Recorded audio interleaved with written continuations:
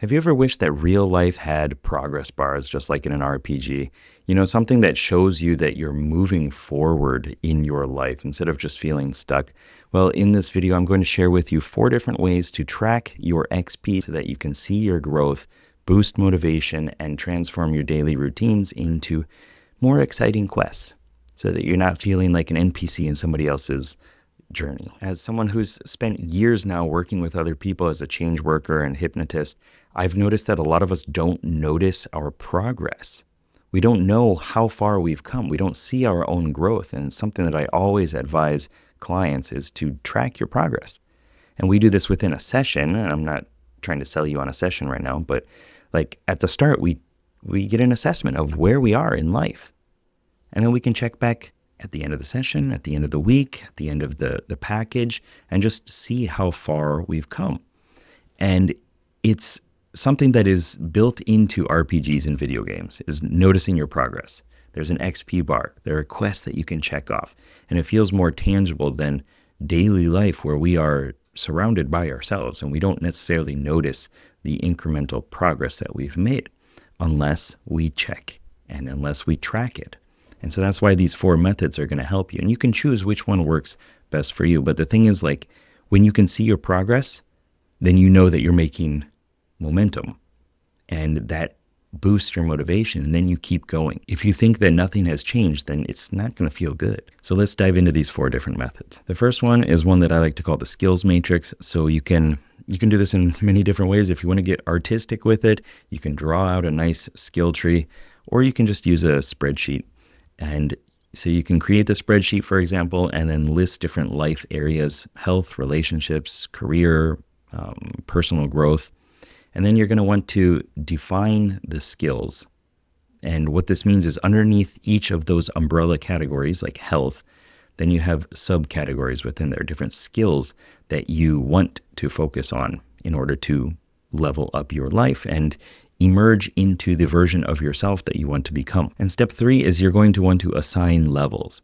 And so what this means is, for example, if we're talking about health, you might have running, meditation, and nutrition as your goals or your skills that you want to have.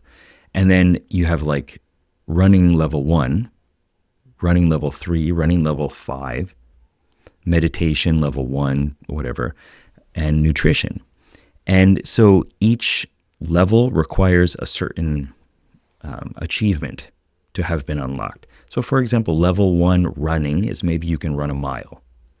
Level 5 is you can run a complete marathon.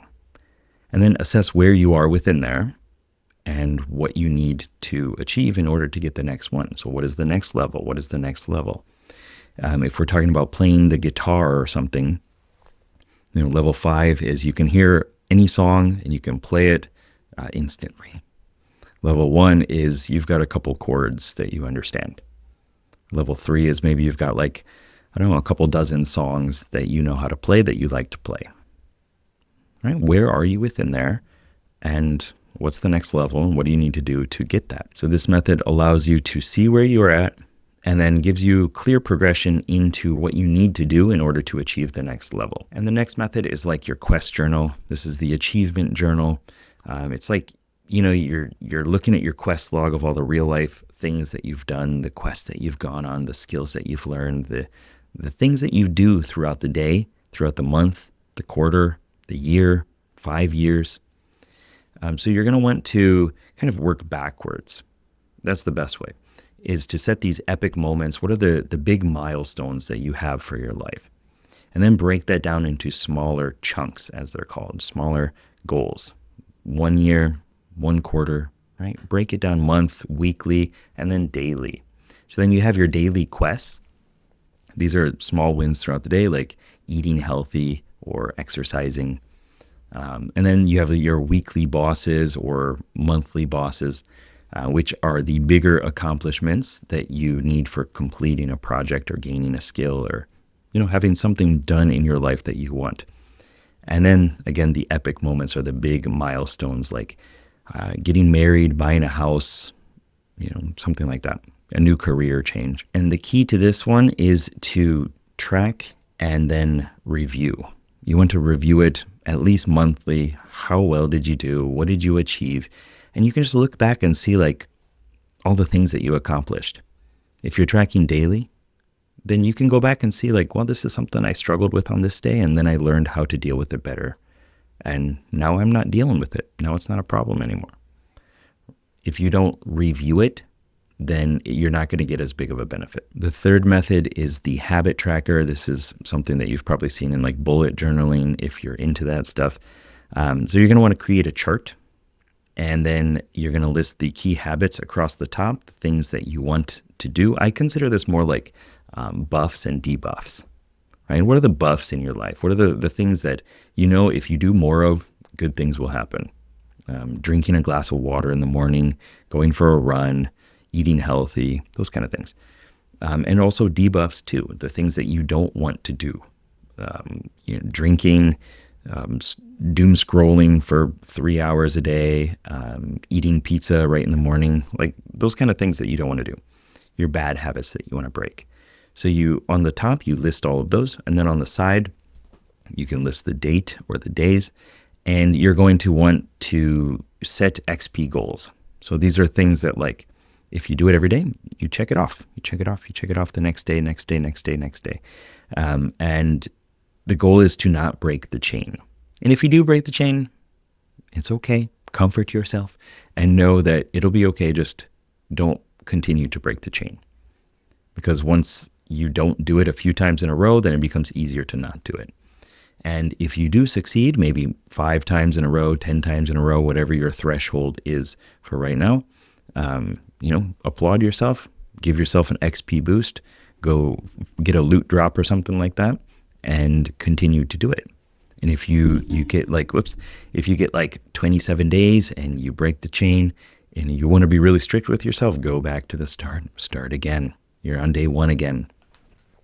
It depends on how good you are at keeping yourself motivated and continuing through it, and how big of a goal it is, or big of a habit that you're tracking. This is a simple way that you can see in a lot of different programs like Habitica and stuff like that, different ways of tracking your progress, because we all know that if you do more of the things that are good for you, things will be better in your life.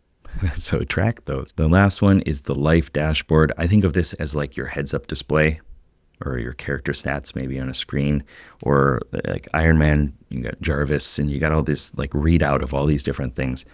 And you track those in a way that shows you where you are now and where you want to be.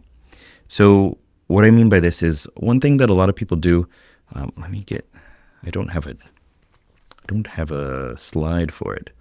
Hopefully you can see it here. It's just a circle, okay?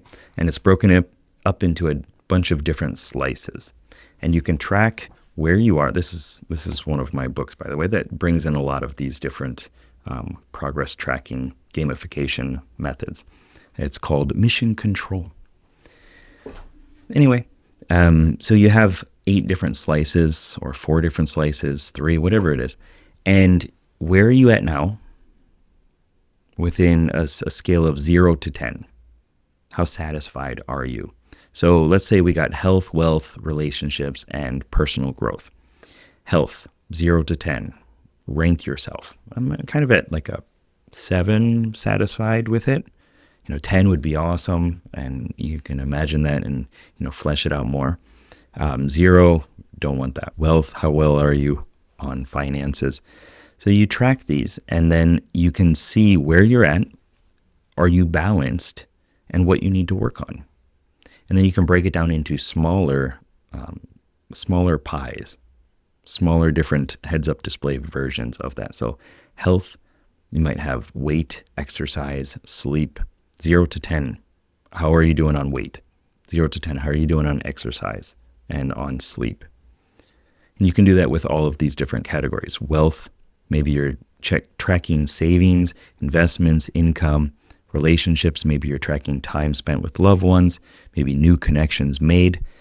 Personal growth is like books read, skills learned, in flow or not throughout the day. These are different things that you can track. And then you can update these numbers weekly or monthly, depending on how you want to do it, and just reassess. Are you making progress on it? Is it important enough that you're spending more time and energy focusing on that than other things that are easier to slip into? And with everything, there are different mistakes that people make and pitfalls. So I want to give you some of the information so that you don't fall into those. One of them is over-tracking. So a lot of us, when we get excited for a new project, we want to do all the things. As an example, if you're going to the gym for the first time in a long time, you're like, I'm going to lift all the weights. I'm going to be super healthy and I'm going to do like a 4-hour session. It's going to be awesome. And then you do too much, you get overwhelmed and you get self-defeated and you stop. We don't want that, right? So don't over-track. Do like one habit at a time, or one in one domain, one in another domain, like a health habit and a wealth habit. If you're tracking too many things, then it just becomes more of a task to do, and it doesn't feel as rewarding. And any bit of like friction is going to make it easier to revert to the old habits. Next is complexity. So keep your systems simple and easy to maintain. That's why I've recommended these 4. Figure out which one resonates best with you and let me know down below in the comments, and then implement it, okay? And also neglecting wins. It's so important to just give yourself a pat on the back. Like, good job. You showed up today, or you tried today. I mean, like you woke up at the time that you wanted to, and this other thing got in the way. The baby was crying, family came over, and you put in your effort. Good job.